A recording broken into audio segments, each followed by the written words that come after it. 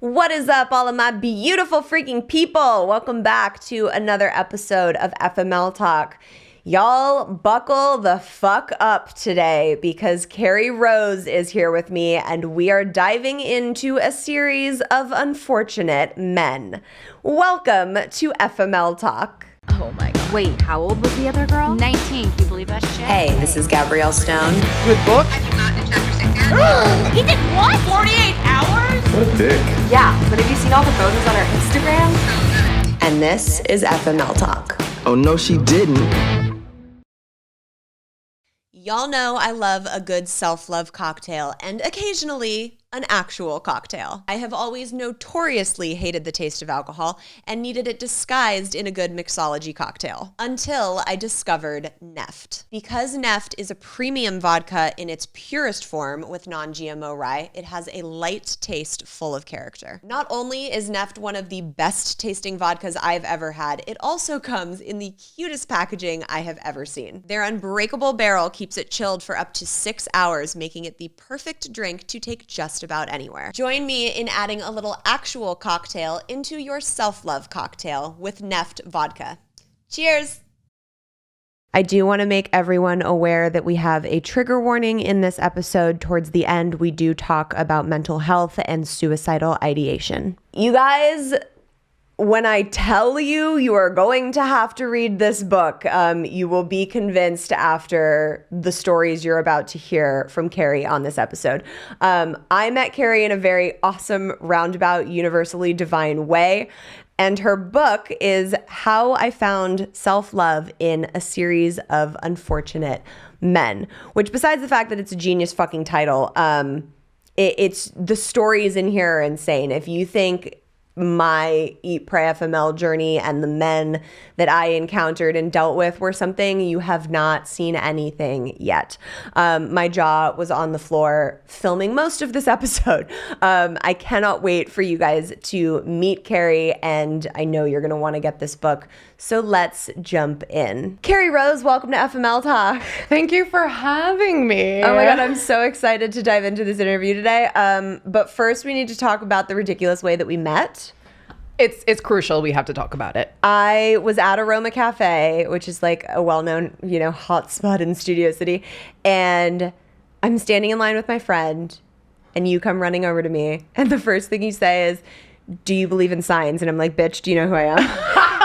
And I knew that was going to be a perfect way to intro it, because I'm like, read the book. I know she believes in science from the universe. I'm going to be like, "Do you believe in science from the universe?" I love it. And you're like, "Actually, yes, I do know who you are. I just finished reading your book and mine is published today." And it was such a full circle moment and I totally loved it. It's one of my favorite stories that I tell my friends, within the last few months. I'm like, "Did I tell you I met Gabrielle Stone on the day that my book was published?" It's just so fucking weird how the universe works. I love it. And now you're here. Now I'm here. Because you fucking came up to me and said that, or I never would have had you on the show. I know, and I was like, "There's no fucking way I'm not going to say hello to her right now. This is too bizarre that she's at the same place at the same time." When I was meeting with someone about the book that day at Aroma Cafe. But, I love it. Yeah, you never fucking know. Signs from the universe, man. Know. Yes, here I am. Oh my God, I love it so much. All right, so take me back all the way to kind of, because you, girl, you've got a fucking, I mean, you've got stories. Yeah. Like reality TV, fucking insane men. You've lived 10 lives. I say that all the time. I'm always I feel like I've been 10 different humans in my life. Each one was different in her own way, but thankfully I'm getting better. Okay, so let's just go back to the beginning and take me on the train of men. Take me on the story. Here we fucking go. I think, okay, so kind of how I start in my book, I start with my very first relationship when I was 17 years old. Yeah. And I don't use real names, but he basically the first relationship that I was ever in, he was one of those crazy overprotective boyfriends that were you can't wear this out, you can't go out with your friends. Right. If I went to my girlfriend's house, I would have to lie to him. If you found out. Oh no, it was beyond. It was extreme. It wasn't your basic overprotective, jealous guy. At 17, was he 17 too? So he was 2 years older than I was at this point. Okay. But we were together for 5 years. So it was it was a long ride. Yeah. So he had a tendency to, if I didn't, this was when we had like not the great cell phones, you know, we weren't really texting. It was like Nextel. We were like chirping each other. Do you remember that? It was like, oh my babe, God. are you there? I love it. Like one of those. So if I didn't answer him right away, say if I was at work, he would just show up. And there were a few times where he would show up and I would be talking to like a male client, or, you know, I was like working at a gym at the time, or he would see me like, for some reason, every fucking job I had at this time, like had see-through clear windows, every single one of them. So you could just walk by and like see me inside. And there were a few times where he showed up at my jobs and he would basically like beat the shit out of like male employees or like male clients. I think he got me fired from like 3 different jobs. Oh my at this God, time. dude. Yeah, but the big event with that relationship was when he attempted to like kidnap me. Wait, I'm sorry. And I could wait. I'm like saying that smiling, and I'm sure everyone was like, why the fuck is she smiling? But I can laugh about it now. Right, but like that was so nonchalantly. She's like, the telling point of the relationship was when he kidnapped me. When he kidnapped me. Okay, so what? Yeah. So he, this was again another event where I was at work, but at this time I finally got the guts to break up with him. So I broke up with him. Leave me alone.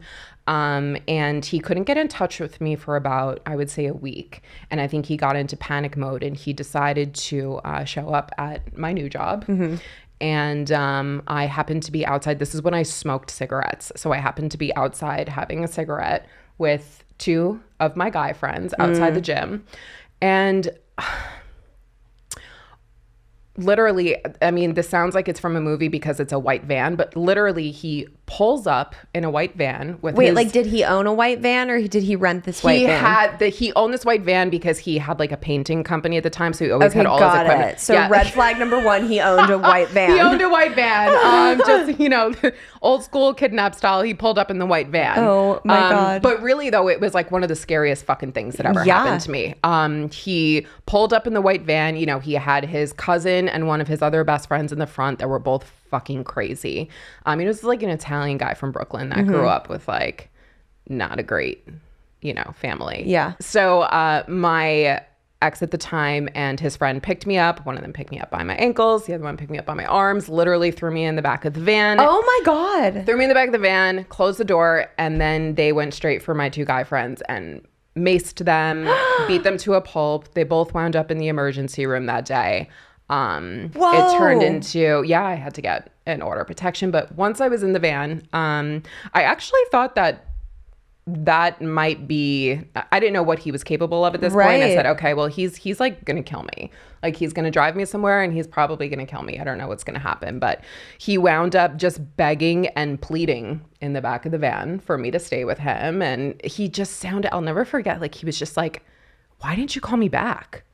And I was like, what? And I'm hysterical and I'm shaking. He's like, why aren't you calling me back? And I'm like, we broke up. And he's like, oh my God, I wouldn't be doing any of this if you would just call me back. Like, and it was so like, you're like, bitch, you could have taken me to dinner. Oh my God. I am in the back of a fucking van, bro.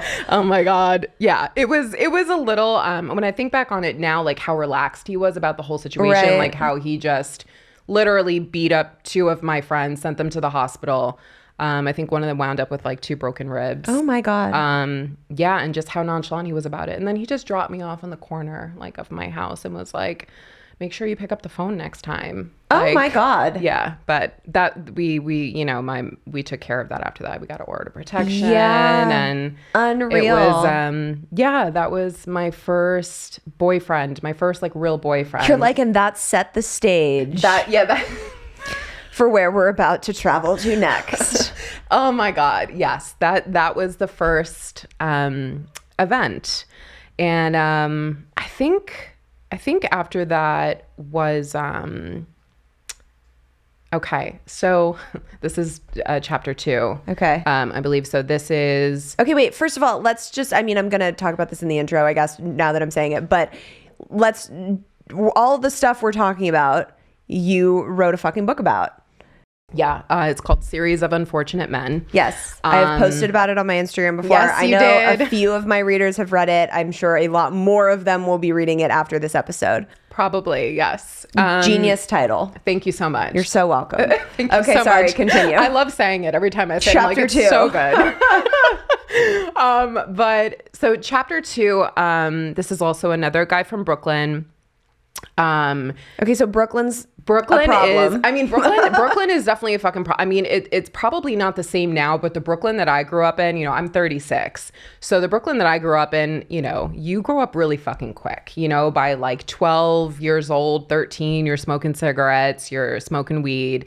Everyone's having sex. Like, Good it's Lord. just, yeah, it's like I was a full grown adult at 14 years old. Ugh. Like at 14, I knew everything you needed to know by 25. Good Lord. Yeah. So, and this was, you know, just had a lot to do with my experiences too. But after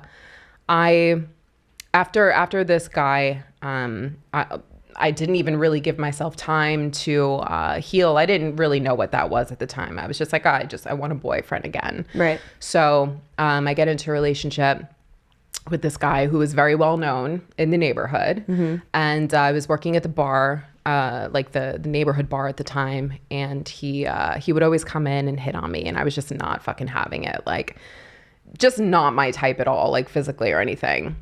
Long story short, eventually I give in to his consistent attempts to try to ask me out. And I gave in because he was in the Marines and he would always give me like the Afghanistan stories. And, you know, I kind of was like, I feel really bad. Like, he's going back to war soon. Like, he's going back to Afghanistan. You know, he told me he's going back to Afghanistan in like 6 months. And I was like, you know what? I'm just going to show him like the best 6 months ever. And, you know, then we'll just, you know, he'll be sent off back to Afghanistan and that's it. So we wind up dating, fall in love with the guy. You know, he's getting ready to go back to Afghanistan. And I inevitably find out that he was, after he left, I found out that he did not go back to Afghanistan. I found out that he was sentenced to prison for 6 years. Wait, what? Can you tell Girl, I didn't like, I it's didn't such do a any fucking research. long I'm so story. excited that I Like, didn't read ahead of stuff. I'm like here for it. It's such a fucking long story because there were so many like things that happened. Like, there were so many red flags that I avoided. Yeah, like, they can read about it in the book. Absolutely. Why did he go to prison? He went to prison. It's really bad. He went to prison because he, you know, and this is not funny, he suffered from PTSD. Yeah. So he did a lot of drugs. Got it. But he went to jail for attempted murder. So he actually, he dressed up as a cop when he was high on angel dust one night. I knew nothing about this. I would never even think he was capable of this. Dressed up as a cop, and he was knocking on people's houses, and he was with 2 of his other friends. They were all high, and someone answered, and they went in to rob the house, shot the guy. Oh my God. And yeah, he was sentenced to 6 years of prison. And he had a day where he had to kind of just, you know, surrender and walk in and Holy take shit. the time. So, Oh my God, that's a mind fuck when you're like, okay, fine, I'll give this guy a chance. You end up falling in love with him, and to find out something that drastic. What? yeah, I was like, oh my God. I mean, and not only that, he had another girlfriend for like 7 years. So like the whole fucking family and all of his friends were just keeping this from me the entire time because can't. he was so just like obsessed that he was with me, and he I was hate very people. happy. I fucking hate people too. Yeah. Okay, does this get worse because these first 2 stories are so fucking shocking? Yeah. Yes. This yes, isn't a Gabrielle. series of unfortunate men. This is like, what the fuck did you do in a past life to get this? I know, but oh my God. Dude. And this is like, see, this is what's so fucked up too, is like, I just have to say this really quick. Like, the moral of the whole fucking story is like me, right? So of course, like, these men were crazy, they were abusers, but like, you know, when are you finally going to take accountability that like, this has a lot to do with you. And with something me. in you is attracting these people. Yeah. Yes, we talk about that on this show all the time. Oh my God. I'm like, why me? Why me? And I was, oh my God, Gabrielle was playing victim my whole fucking life. Yeah. Why me? Why me? Why am I attracting all of these crazy men, all these horrible men? Why me? Why me? And then like finally one day I was like, girl, you are not attracting these men. You're allowing it and you're accepting it. Like you're seeing the red flags. You're just avoiding it because you have no fucking self-love or no self-worth. So it's like, you know, it's just, this is how long it took me my entire fucking life, probably like up until like 3 years ago. So that tells you a lot. Yes. You know, but jumping into one bad relationship into another, it's like, when do you really know what the fuck is going on? Right. You're like, I think I'm in a carnival at this point and all the red flags. I'm like, You're this is cool, normal. Fun, great. This is what dating is. Like, this is what relationships are like. This is normal. It has to be. Yeah. Your definition of love became fucking toxic. Yeah, from no the idea. Get-go. No fucking idea. And to this day, I just have no idea what it's like to be with like with a good man in a healthy thank you. Yes. In a healthy relationship. I have never experienced that before. Wow. So that is unknown for me. Yeah. So yeah, that is chapter 2. Oh my God, dude. I can't even believe I'm ready for it. This is fucking wild. I feel like I know. I went to visit him in jail too. I had to do the like grieving girlfriend. Oh my God. Like I took one of those pictures in front of like the fake sunsets. Like when I went there, I was like such a sucker. I was like, I went there and I yelled at him and then I felt bad. You know, because he was like, well, I'm going to be here for 6 years. Feel bad for me. And I was like, all right, let's take a picture in front of like the fake sunset. Dead. I still have like the Polaroid. You're like, never mind. You had a girlfriend on the side and you fucking lied to me about trying to murder someone. What? Yeah. I went there with good intentions for myself. Right. I left feeling bad for him again because I was such a sucker. Oh my God. Thankfully that was a long time ago. Okay, who's next on the train? Take me to the next stop. I'm here for it. I'm fucking having so much fun right now. It's so like surreal to talk about a lot of this stuff too. I bet. Very surreal. Like I said, I feel like I was just completely different humans at that time. But so I'll take you into what I call the monster mobster. And oh my God. He was like, your girl, this is probably like one of the, like, I really let my fucking skeletons out in this book. Like, this is probably one of the things that I was so ashamed of for so long. I was 21 years old. You know, I considered myself, I mean, this is when I was like really reckless, like drinking all the time. I did drugs at this time. Like I was doing cocaine all the time. I was kicked out of my house at this time. God bless my mom. She went through a lot. Yeah. So with that said, this is why and how I met this mobster, this guy, because I wasn't home at the time and I was struggling. So I was bartending at another place at this time in Brooklyn, in Bay Ridge. This is like a very, very Italian part of Brooklyn. Like you have all the old school mobsters that hang out at all these bars. The particular one that I worked at, it was known. Like when you walked in the door, you were getting like great gnocchi and like old school mobsters. Like that's what this place was like known for. So guy walks in one day and leaves me a $500 tip. You know, he was at the bar for a little bit and I was like, oh my God, like this is too much. And he was like, no. He's like, take it, you deserve it. And then he started to like come in more and more. And I would see, and he became like a one of my like best clients, I guess you could say. Right. And I started to talk to him and like open up to him about what was going on in my life. And speed up a few months later, he winds up taking care of me now at this point because he finds out I'm not living in my house. I'm kicked out. I'm struggling. So he like puts me up like in this beautiful apartment, pays for everything. Again, like looking back, this is just such like a shameful time in my life. Buys me a car, is basically just like taking care of me. It's kind of like your sugar daddy situation, but without the sugar. Like there was never any sex involved. I was looking at him like, oh, this is great. Like I have this older guy. Like I never really experienced a dad before. Like this is where my daddy issues crawled in. Right. And I'm like, oh, this is amazing. This is great. Like, and you never thought like, what is he expecting in return? Of course I was. Okay. But I didn't care because like I knew that it was too good to be true. Right. Like I did know that, but I was I was very young and naive. Yeah. And I was kind of using the guy because I was in a really bad situation in my life. And he was just a very scary man. So, you know, we would like go out for dinners, and like I would see him like going into the other room and like talking about like taking care of people, if you know what I mean. Yeah. So it was like, I would say like we got into like six months in, and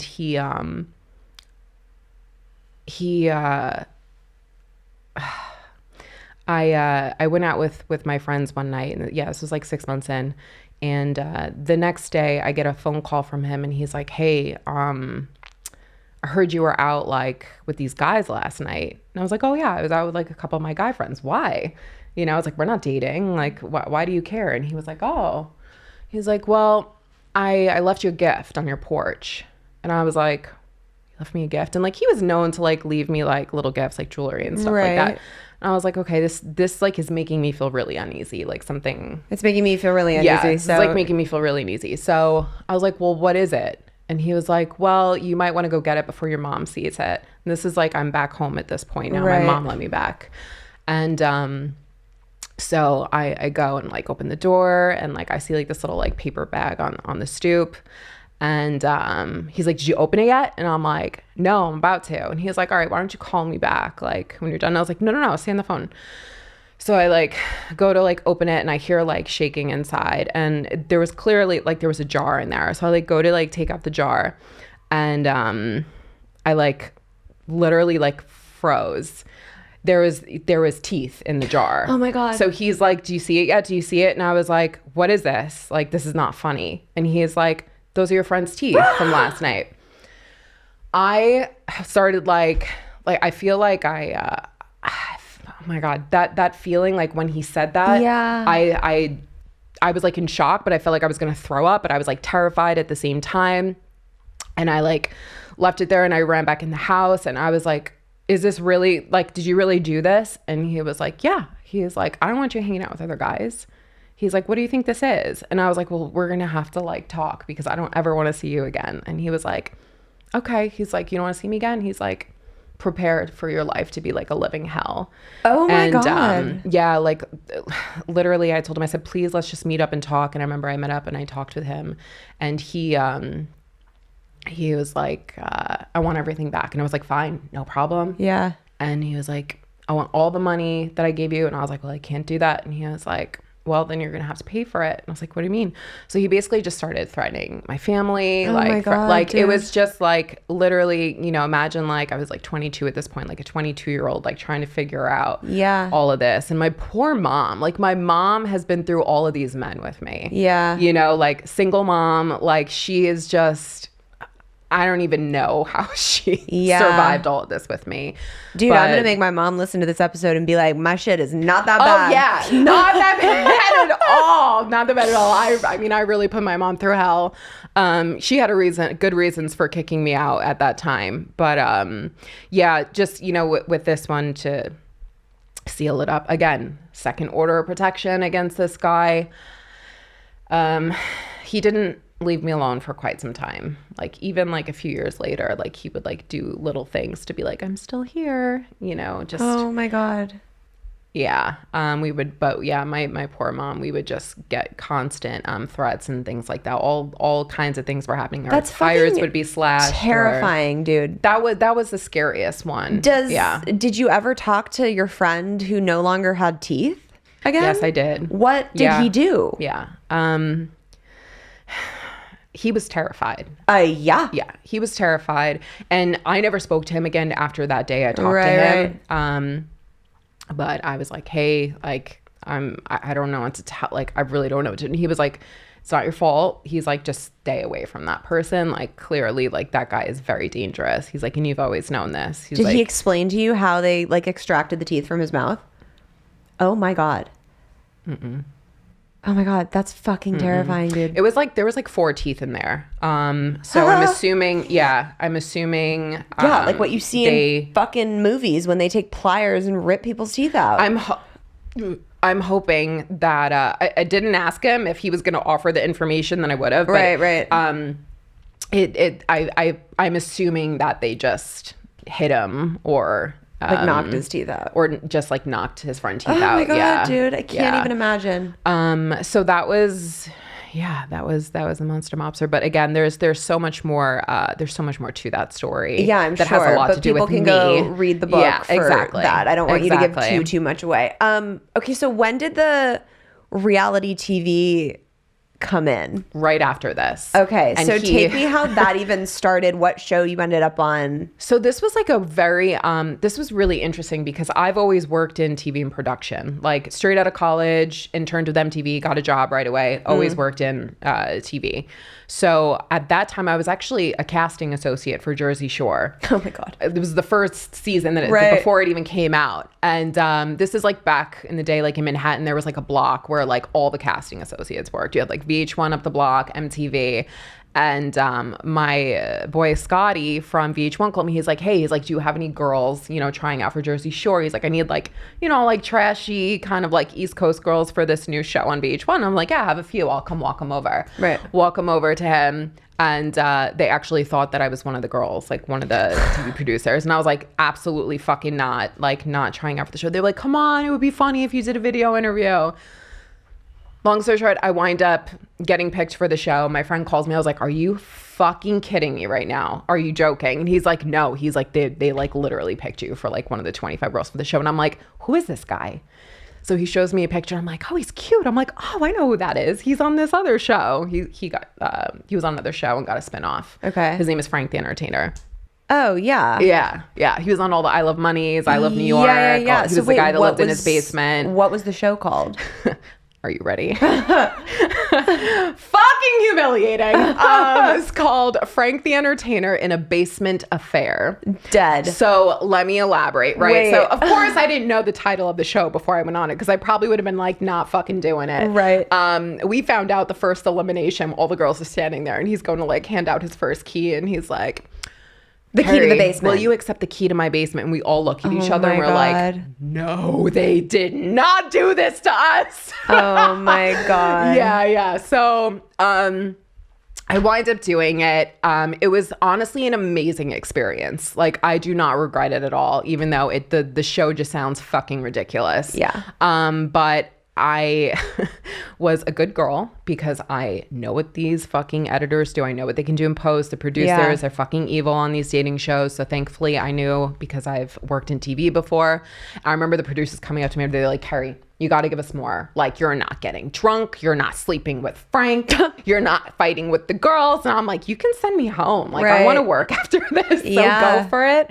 But I wind up winning the show, which was crazy because I didn't even want to be on a reality show. I wind up winning it. And to move into Frank's basement? I mean, we actually lived with his parents on the show. It was my God. Yeah, it was like his parents' room were they were right next to us the whole time. But like, okay, so on that specific show, because like, I'm a fucking reality TV junkie, like loud and proud. Are you? Yes. Oh yeah. Like Bachelor in Paradise, fucking like Temptation Island, all of that. But back in the day, it was fucking Flava Flav and Tila Tequila, Rock of Love. All the Mark Cronin shows. Oh, so cringy. But were those relationships that we were watching, at least on your show, like was it real at all? Were you into Frank at all? 50-50. So like I was actually attracted to Frank. Like if it was like fucking Flavor Flav or something like that, it wouldn't have been a thing. Right. But because I thought he was cute, then I did it. But yeah, I liked him. I did. But you're also like the amount of time that you're actually spending with the Bachelor, the Bachelorette is so, it's like little to none. Yeah. You're with the girls the entire time. Right. That's who you're with. But when you won the show, were you like, okay, I'm going to be moving into this guy's basement now, and like we're having a relationship? Absolutely not. Okay. But it's like when you're on a show for so long, because I think it was like going 6 weeks in, you like forget about the fucking real world. Right. Your head is so in the game that you're like, I won. Like, this is the love of my life. Right. And you're in this whole fucking like headspace. Yeah. And then it's over and you're like, oh shit. You're like, wait, who are you? What are we doing? Do I even know you? Like, yeah. And it's so funny because as soon as the show ended and I won, it was like, we're going to a hotel and we are going to go fuck. Like, oh my God, I love it. Because I wouldn't sleep with him like the entire time. Like he tried so many times. And I was like, no, not until you pick me. Yeah. So oh my God, I love it. we literally like had crazy sex like the night that I got picked. We went to a hotel, had crazy sex. And I was like, oh, this is great. Like best oral sex I've ever gotten. Like nice. Great sex. I was We like, love that. This is good. This is good. Yeah. We just were two completely different people. Yeah. I'll just put it that way. So inevitably, I think we lasted like 3 months. Thank God there wasn't a reunion show because the mobster resurfaced when he saw me on the show. Oh my God. And this is what ended things with Frank and I. He resurfaced, somehow got Frank's information, sent him like a whole thread of text saying like, she's a homewrecker. Oh my God. Like, you know, I have a wife and 3 kids and she was dating me for like this whole thing, right? Like I mean, make that make sense. I like, I what? know. It was She's a homewrecker. I have a wife and children and she was dating me. Like, I'm sorry, sir, what? It's absolutely fucked, but this is my life. Right. Like, this is what, I mean, I get myself into these own situations. Yeah. So it's like, what did I expect? But yeah, he came back around, just tried to ruin my life again. And Frank was like, yep, never talking to you again. Like, you're disgusting. Wow. Yeah. So thank God there wasn't a reunion show because that would have ended really badly for me. I did such a good job at being like portrayed flawlessly on that show. Right. You're like, this would have fucking flipped all of that on its fucking head. killed me. Yeah. So what happened after the reality show? You were like, okay, where do I go now? Yeah, so that was a weird year because I wound up doing like appearances and I was like meeting people from the Jersey Shore and I was like in reality show world. Right. So I was always with other reality stars. Angelina from Jersey Shore and I got into a really bad public fist fight. Like to the point where a lot of people recorded it and it was on the internet. It was all over the internet. And that was something that was really ridiculous at my life time. When I look back now and like, I think there's still like one of those videos on YouTube and it's just like, it's so humiliating to watch every time I look back. It doesn't go away. Oh my, and even at that time, I mean, I was like 23. Right. Were you 23 drunk? 24. Fucking wasted. Yeah. Wasted. I would say from like 21 to 24, like I was just an alcoholic for the most part. Right. So every time I was out, I was wasted. But yeah, so she and I had like a very public fight and it just led to a lot of just bad press coverage and things that didn't look good on my end that still haunts me like to this day. And that actually led me to meeting who I call the Jersey Shore Wrecking Ball. Who is Hang on, let me get comfy. This is like get comfy. Comfy with Kerry. Okay. Oh my God, I'm sweating. Okay. Jersey Shore Wrecking Ball. So I call him the Jersey Shore Wrecking Ball because like he was like the guy that I really thought that I was going to spend the rest of my life with. Like he fucking wrecked me, like broke me to pieces. I was with him for 5 years. This is like the last relationship I was in before I moved to Los Angeles like 7 years ago. You know, we met at like a Jersey Shore fucking club, like your typical like Jersey Shore guy, like fist pumping, like the whole fucking. I mean, I describe him as like the Jersey Shore Channing Tatum. Like he was fucking gorgeous. It was not even fair how beautiful he was. But this is like what attracted me to him. He recognized me from the show. Mm-hmm. He comes up to me, he's like, "Hey, can I get a photo?" And I was like, "Absolutely!" Like, Jesus Christ, can we go to the bathroom? Like, it's just, you know, again, wasted Kerry, 24 years old. So we wind up, I would say a few months after that, we wind up just solidifying our relationship. And he, I don't want to say too much about him, but we were together for 5 years. He was the guy that was like, I'm going to tell you everything you want to hear because I'm really good with words. And I was really close with his family. He was close with mine. It was kind of like we were already married, but we weren't. Right. And I was growing, I was evolving. He wasn't. Like, he bought a house, didn't ask me to move in. Like, it was going on like 5 years, and there was like it was just like stagnant. Yeah. Nothing was moving. So I decided that I was going to move to California because nothing was happening with him. I felt like I needed to do something like drastic in my life, like something that really scared me. So fast forward, I moved to LA. I promise, here's where my point is. I moved to LA and I'm working on the show Let's Make a Deal with Wayne Brady. Yeah. And I get a phone call from an acquaintance of mine, and she's like, Kerry, mind you, this girl is like the one that's always like texting me, like asking me for advice, telling me how much I inspire her, blah, blah, blah. Right. Kerry, I'm so sorry. Like I've been seeing him for 2 years. Like we've been having sex for 2 years. So I was like, what? I'm like, what are you talking about? She's like, no, like really. She's like, I can't take this anymore. And she's like, and he's gonna like literally fucking kill me. Like if he knows that I told you this, but like you deserve so much better. Like, and now you're living in LA and I know he's been coming to visit you, but like, he's so unfaithful to you. And like, I've been with him personally for 2 years. So she starts sending me videos and photos and like all this shit. I'm like having a nervous fucking breakdown at Let's Make a Deal, like lock myself in the bathroom. Oh my God. Like ridiculous. But he denied everything. And then once I started to like send him all the things that she sent me, he kind of like came around. He was like, all right, I'm really sorry. Jesus. So wind up flying to New Jersey to like get my closure, to like just see him and just talk to him. And like I said, get my closure.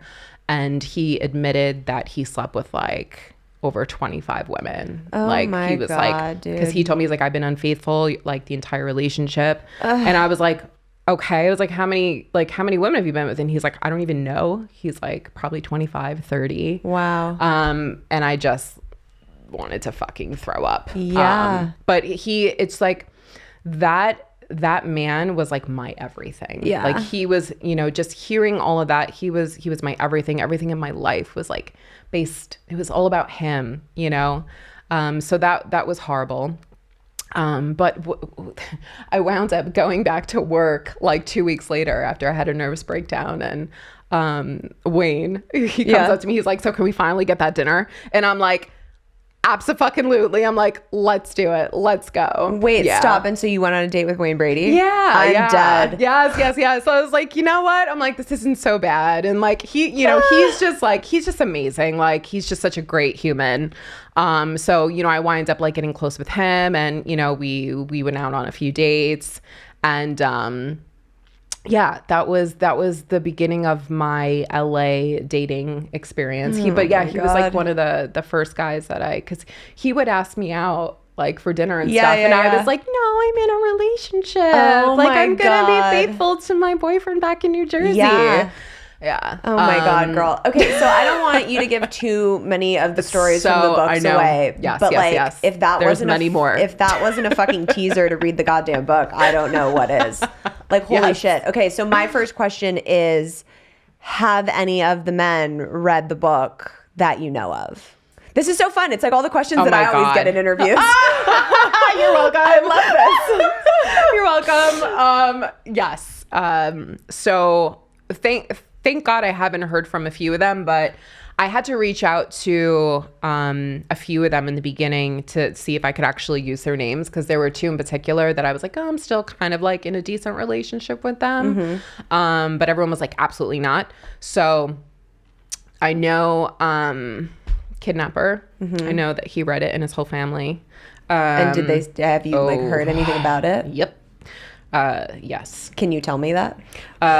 Let's just say that they have tried to contact me on social media. Got it. Even though there's a protective order against. Yeah. So there's that. But interestingly enough, he and I have had a great relationship over the last few years. We've remained friends, and we're not seeing. We've never seen each other physically, but we're good. And then Jersey Shore Wrecking Ball, his sister, messaged me and was like, I bought the book. Like, I'm so proud of you. Congratulations. Yeah, she was like one of my closest friends. So she's always been like very supportive. But so I know that whole family read the book. But as far as anyone else, I haven't heard any. I know people from the guy who I talked about that went to prison. I know a lot of people that know him read it. Right. But as far as him reading it, I have no idea. Okay, we haven't heard from the mobster. I have not heard back from the mobster. Thank God. That was one of my main fears. Yeah. Actually, was like, fuck, like, what if he resurfaces and Yeah, like dude, threatens that's my fucking life terrifying. again?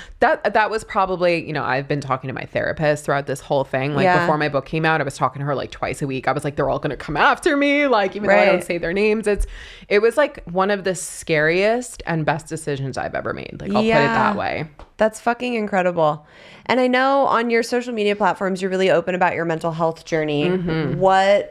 What kind of has been your highs and lows with that?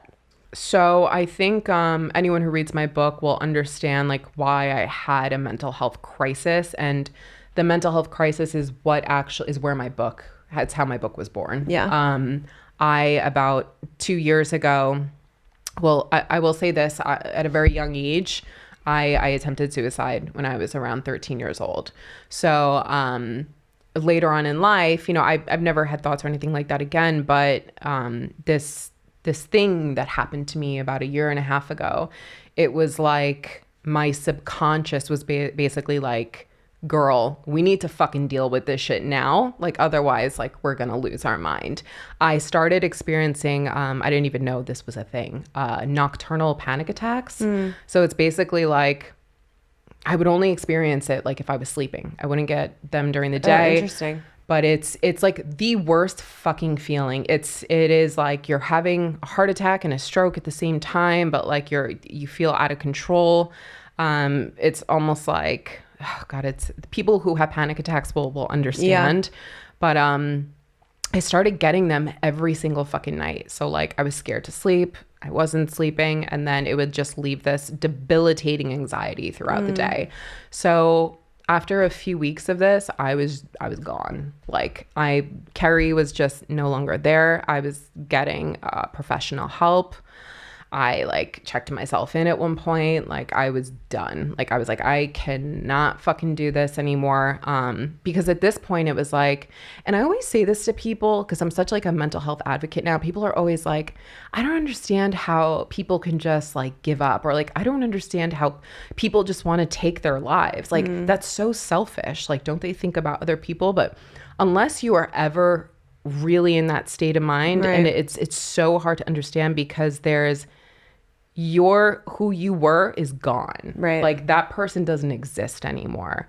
And there's not like much left of you. It's a really scary thing to describe. Yeah. But you know, that person, when we're thinking of doing those things, we're not ourselves anymore. We were gone a long time ago. Yeah. But this mental health crisis that happened to me, it forced me to start to confront all of these traumas that I've had in my past, and it has a lot to do with my relationships.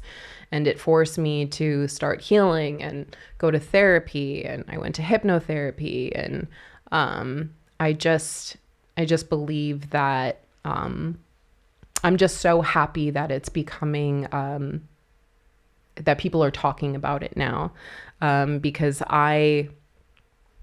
girl, when I tell you, like, if you saw me a year and a half ago, or looking at me now, and people who know me now, they're like, I would have never fucking thought in a million years that you were in that headspace. Right. Or, but yeah, it's yeah, mental health is on the inside. You know, some people, Instagram and fucking social media has made it seem like everybody's fucking perfect and happy all the time, and that's so often not the case.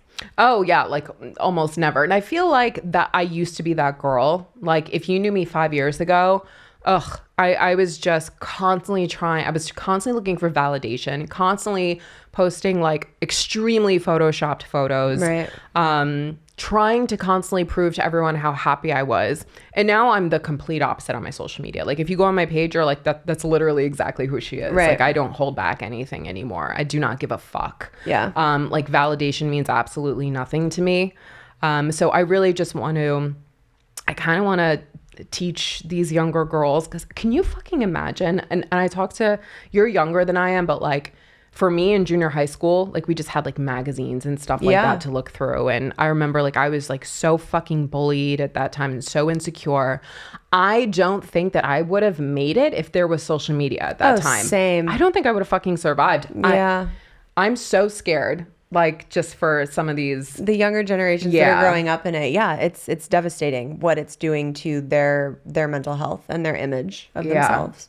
It's very scary. So, I mean, overall, like, you know, my book is called Series of Unfortunate Men, but like it really is, it has so much more to do with just healing and mental health and becoming the best versions of ourselves. And I believe, like, highly, I say this all the time, turning your pain into purpose. Yes, because, ma'am. Girl, like, if there is so much fucking beauty that comes out of pain, like I wouldn't be this version of myself right now if I didn't go through all and of like, that pain. what's the fucking point of going through it if you're not going to turn it into something magical? Yes, like, just know, no matter how painful, whatever the fuck it is that you're going through right now, how painful it is right now, you are going to be so thankful for it at some point in your life, because you are going to become this like unicorn version of yourself that you never thought possible. And I think that's just a really fucking important thing for people to know, that it's not always going to be like that. So turning your traumas into trophies, baby. Yes. Oh my God. Yes. On that note, can you please tell everybody that I know is going to be like dying to read this fucking book now? Can you please tell everybody where they can find it? Yes, you can find it. It's available on Amazon, on Kindle and paperback right now. So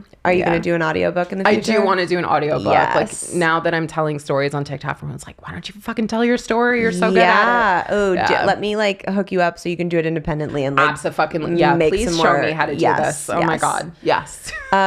This is wild too. I feel like the universe dropped you in my path or dropped me in your path or whatever, but whoever manifested it, I love the fact that you read the book, found me at a cafe, and now you're sitting here on the podcast telling your epic fucking story. How fucking amazing is that? I love it. You never know who you're inspiring. Like, I literally just saw a video of you, wound up getting your book. I was like, this bitch is so fucking inspiring. I love her. Oh. I'm gonna, and literally right after that, just like, wrote my book like 6 months after that. Hell yes, girl. And here we are. And here we are. Can you tell everybody where they can find you, please? Yes, you can find me on Instagram and TikTok. Both of them are at Comfy with Kerry, Kerry. I love it. Fuck yeah, girl. Thank you for being here. Thank you. It was a pleasure, darling. I want to thank Kerry so much for coming on and sharing all of these crazy details with us. So much more is in this book. I seriously urge you guys to go pick up a copy. It is wildly entertaining. As always, make sure you guys are subscribed so you never miss an episode. Keep up with us on Instagram at FML Talk Podcast. If you want to check us out on YouTube, you can find us at youtube.com/FML Talk. For more FML content, there are 5 seasons of mini bonus episodes on the Self-Love Club. You can find that on patreon.com/FML Talk. And as always, have a self-love cocktail on me. Cheers.